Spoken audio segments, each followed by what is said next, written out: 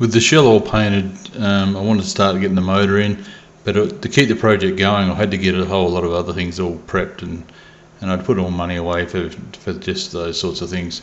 The seats were one of them. I had some seats hanging in the shed and the rats got in, ate them all out, peed on everything, built nests and everything, hollowed them out and rusted out all the frames.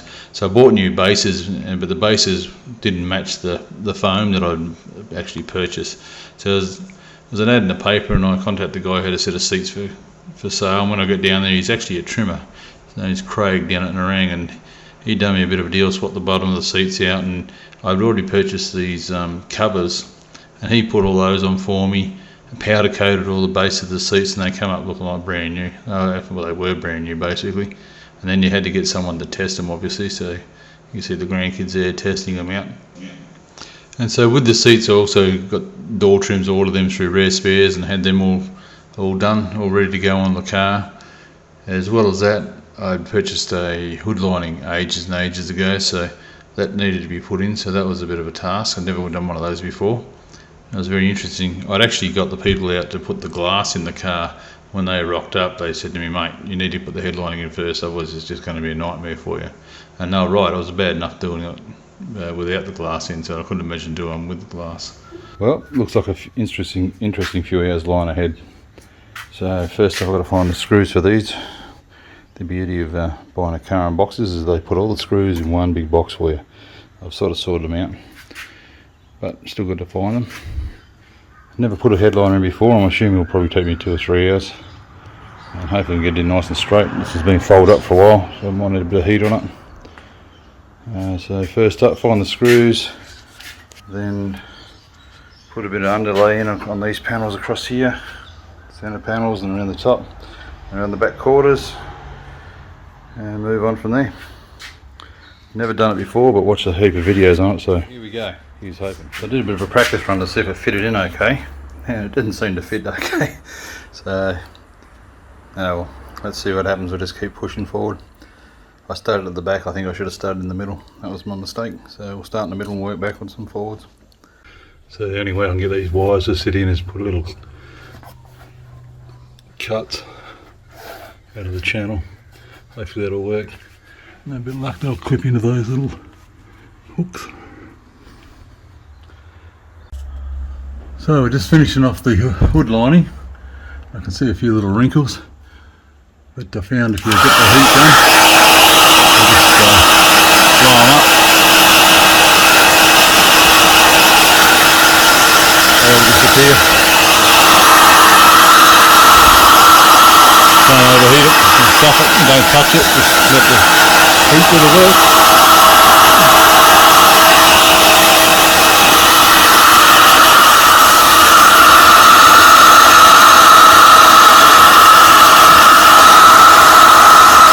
Keep it moving, not in one spot.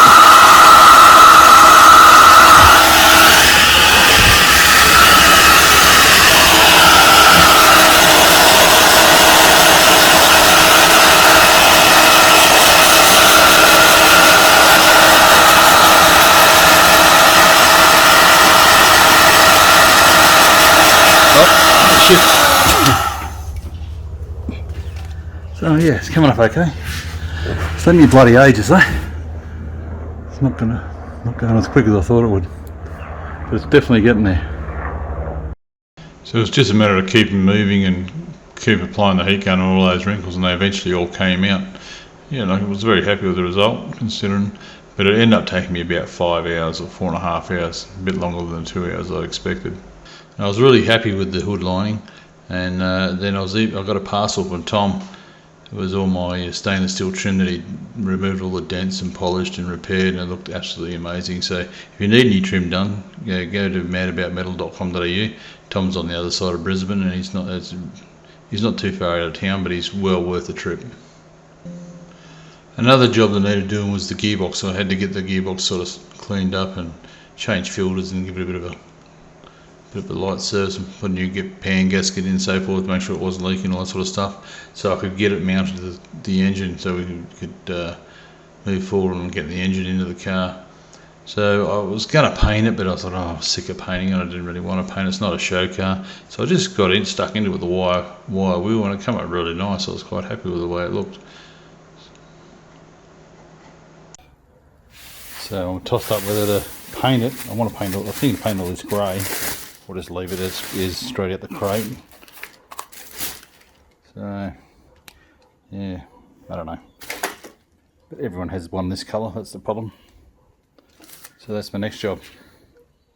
Well, here we go. I'm going to cut this little sucker out of the crate.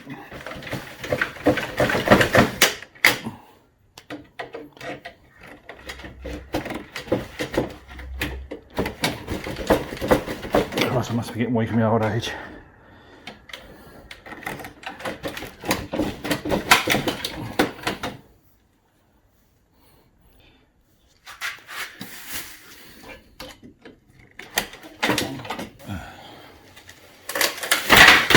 Bingo. One side down. So with the sides of the crate off, I bit the bullet and I thought, oh, I've been thinking about painting it grey, paint it grey. It's only paint, I can go back to black or red or whatever colour I decide afterwards. But I painted grey and I wasn't sure how it would look, and I still couldn't make up my mind. And anyway, Bruce, the guy I'd been chatting with on Instagram, said to me, stick one of your inner guards next to it. He said, you'll soon see whether you like it or not. So I did that, and yeah, I quite liked what I saw, so grey it was. With the engine painted, it was just a matter now of hooking up the gearbox and bolting it to the motor and getting ready to install the motor in the next couple of days. And with the motor and the gearbox bolted together, it was just a matter then of manipulating the gearbox and the motor into a position so it would be easy to get in the car, and actually moving the car around the shed. So that would actually be easy as well, manipulate it into a good position. So once we'd done all that, I got my wife to give me a hand, and she mastered the crane and lifting the motor up and getting it into position. No marks or dents or scratches on either the car or the motor, so I was very, very happy, and everything went nice and smooth. Then it was just a matter of getting underneath and bolting things up and tightening things into place, and all the usual moving things around and jiggling and making things line up. So that all happened and it was finally in place. So then it was just time to start on the exhaust system. So I'd purchased an exhaust system online. It was only meant to be so I could start the car up and run it in the shed without disturbing the neighbours. I put a 2¼ inch twin system on it with no crossover because I like the old school sound to it. But the reason I put a 2¼ I'd been speaking to a couple of guys who own their own exhaust shops, and they said the 2½ inch, it can be hard to manage the drone when you're travelling. And like I'm planning to do trips up and down the coast because my daughter lives down the coast, and since the car's been built, we have done a number of trips and don't have any trouble with the drone. But I did have a few issues with it getting up over the diff and stuff like that, but it's all sorted itself out now. One of the other issues, which never really eventuated to be an issue, was how wide the AC pump and all that sort of stuff was, and how tall the engine sort of sat. It looked like it was never going to be able to clear the bonnet, but even with the guards on, it still looked like it was going to be sitting too high. But there was plenty of room, so didn't touch the guards or the bonnet, which quite surprised me. And with everything, all the back ends sort of come together. It was now time to, because we had the exhaust on, the motor in, the gearbox in, it was now time to put the shifter and that in and sort out where the console and everything like that was going. And I didn't want to end up cutting a big hole in the wrong spot, so that was sort of a bit daunting to me. So I found the easiest way to do it was sort of get the console, sit it in place and set the gear shift where it can reach full extent of its range, forward and back, and try and work it from there.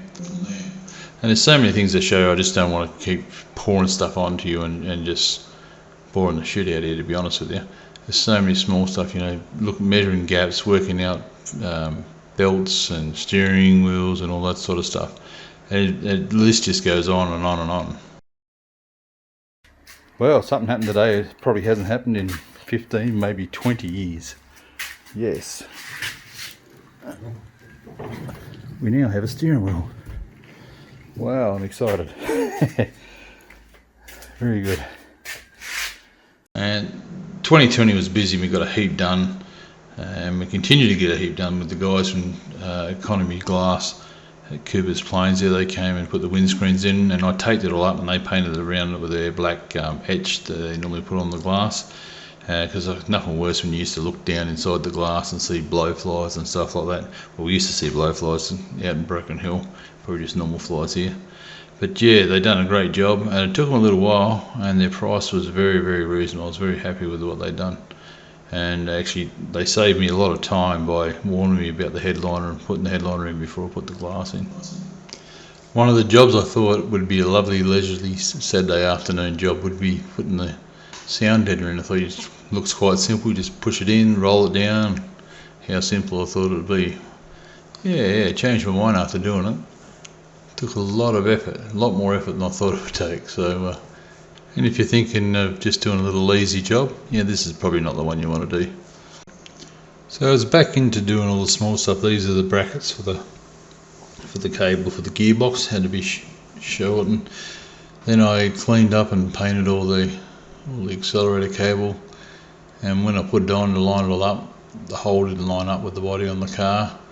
So I think next year I had to alter that, and these are all the gutters for around the doors and stuff like that, measuring everything, making up brackets, installing the air conditioner and the block off plates, and yeah, it was a pretty busy little time. So it was just kept it going because I could see the end was sort of getting closer and closer, and I wanted to keep going towards the end. Put the radiator support panel on, and then started getting ready to install the doors. And once we got to there, I sprayed the inner guards, and you can see here this is the accelerator pedal, where I can see it doesn't line up the hole, so I ended up cutting that off and re-welding it. Inner guards here, just getting ready for some body shorts or stone guard, whatever you want to call them. And sprayed them underneath, ready to put the inner guards on, then the outer guards, and of course put the rubbers on the doors. One thing I learned with the doors, the first time I'd done it, I didn't put all the weight in the doors. I didn't weigh the glass and all that, so as soon as you put the glass and that in, the doors just sag because they're in the right thing. So I weighed all the glass and done all that sort of stuff. Filled up, wrapped some bricks in towels and then stuck them all inside the doors and made the right weight. And then I hung the doors to make sure that I didn't get caught out. I was just lucky that I was speaking to a guy about it, so I probably would have got caught out. So yeah, once I got the doors on, the guards started going on, lining all that up, trying not to chip everything. That was a bit of a nightmare, trying not to chip everything. I did end up drilling a hole and had to put the drill bit right through the front of the left-hand guard, so that was another little patch up. Then had a bit of a drama with the guards touching the tyre.